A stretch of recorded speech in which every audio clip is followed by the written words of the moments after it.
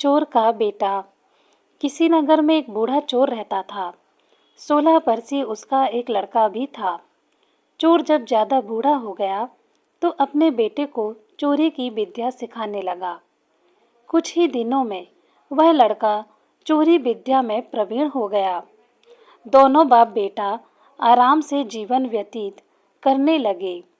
एक दिन चोर ने अपने बेटे से कहा, देखो बेटा, साधु संतों की बात कभी नहीं सुननी चाहिए। अगर कहीं कोई महात्मा उपदेश देता हो तो अपने कानों में उंगली डालकर वहां से भाग जाना। समझे? हाँ बापू, समझ गया। एक दिन लड़के ने सोचा, क्यों ना आज राजा के घर पर ही हाथ साफ कर दूं। ऐसा सोचकर उधर ही चल पड़ा। थोड़ी दूर जाने के बाद उसने देखा कि रास्ते में बगल में कुछ लोग एकत्र होकर खड़े हैं। उसने एक आते हुए व्यक्ति से पूछा, उस स्थान पर इतने लोग क्यों एकत्र हुए हैं? उस आदमी ने उत्तर दिया, वहाँ एक महात्मा उपदेश दे रहे हैं। यह सुनकर उसका माथा ठनका। इसका उपदेश नहीं सुनूंगा। ऐसा सोचकर अपने कानों में उंगली डालकर वह वहां से भाग निकला।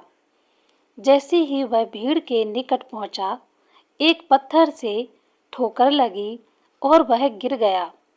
उस समय महात्मा जी कह रहे थे, कभी झूठ नहीं बोलना चाहिए। जिसका नमक खाएं उसका कभी बुरा नहीं सोचना चाहिए। ऐसा करने वालों को भगवान सदा सुखी बनाए रखते हैं। ये दो बातें उसके कान में पड़ी। वह झटपट उठा और कान बंद कर राजा के महल की ओर चल दिया। वहां पहुंचकर जैसे ही अंदर जाना चाहा कि उसे वहां बैठे पहरेदार ने टोका, अरे कहाँ जाते हो? तुम कौन हो? उससे महात्मा का उपदेश याद आया, झूठ नहीं बोलना चाहिए। चोर ने सोचा, आज सच ही बोल कर देखें। उसने उत्तर दिया, मैं चोर हूँ, चोरी करने जा रहा हूँ। अच्छा जाओ। उसने सोचा, राजमहल का नौकर होगा, मजाक कर रहा है। चोर सच बोलकर राजमहल में प्रवेश कर गया। एक कमरे में घुसा। वहां ढेर सारा पैसा तथा जेवर देख उसका मन खुशी से भर गया।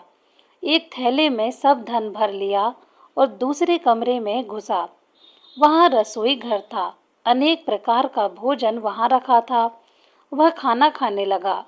खाना खाने के बाद वह थैला उठाकर चलने लगा कि तभी फिर महात्मा का उपदेश याद आया, जिसका नमक खाओ उसका बुरा मत सोचो। उसने अपने मन में कहा, खाना खाया उसमें नमक भी था, इसका बुरा नहीं सोचना चाहिए।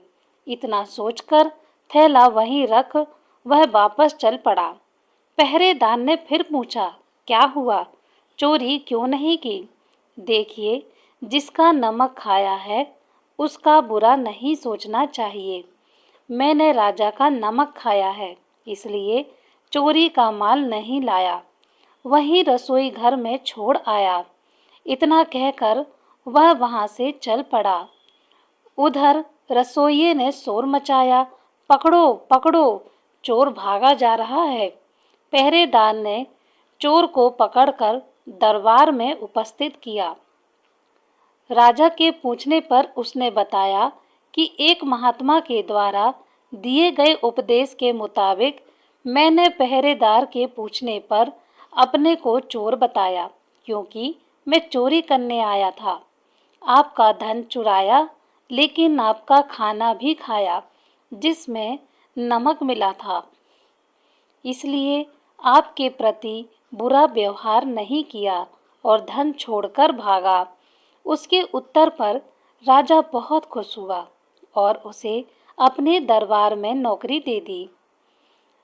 वह 2-4 दिन घर नहीं गया तो उसके बाप को चिंता हुई कि बेटा पकड़ लिया गया।